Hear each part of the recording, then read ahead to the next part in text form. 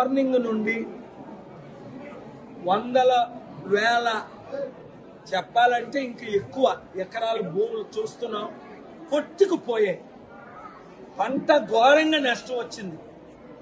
2, రైతులు ఆత్మహత్యలు చేసుకునే పరిస్థితి. 3, ఇప్పుడు మీరు అనేక మంది యూత్ని గ్రూప్లో 15 మందిని కలిశారు. వాళ్ళకి మంచినీళ్ళు ఇచ్చడం లేరు. ఇక్కడ సిఎస్ఐ బాప్టిస్ట్ చర్చ్ ఆ చంద్ర హోటల్లో సొంత డబ్బులు పెట్టుకొని ఉంటున్నారు. 4, ఇప్పుడున్న పరిస్థితులు చూస్తుంటే ఈ 2-3 రోజుల తర్వాత వచ్చే నాదుడు లేరు. కనుక నేను తమ్ముడు రేవంత్ రెడ్డి గవర్నమెంట్ నేను డిమాండ్ చేస్తుంది ఏంటంటే, డబ్బులు ప్రపంచంలో కావలసినంత ఉంది. మీకు డబ్బులు తేడం రాదు, నాకు డబ్బులు తేడం వచ్చు. రమ్మంటే చేయరు. అదాని అంబానీల చుట్టే మీరు తిరుగుతారు.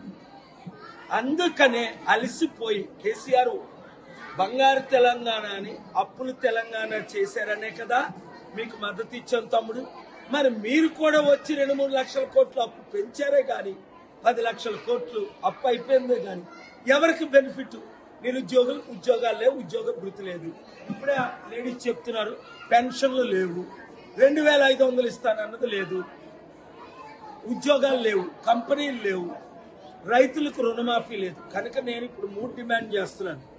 సెప్టెంబర్ 21 లోపుని మీరు నేను ఖర్చు పనిచేస్తే తెలంగాణ అభివృద్ధి, లేదా మేము జూబ్లీ హిల్స్లో ఇప్పుడున్న 3 కుటుంబ కుల అవినీతి పార్టీ బీజేపీ, కాంగ్రెస్, బీఆర్ఎస్ను చిత్తుగా ఓడించండి, మార్పు తీసుకురండి, ప్రజాశాంతి పార్టీని గెలిపించండి. అభివృద్ధి అంటేటో జూబ్లీ హిల్స్ని బెవర్లీ హిల్స్ చేసి చూపిస్తా. నమ్మిన వాళ్ళందరూ పబ్లిష్ చేయండి, వీడియో షేర్ చేయండి. Thank you very much. God bless you.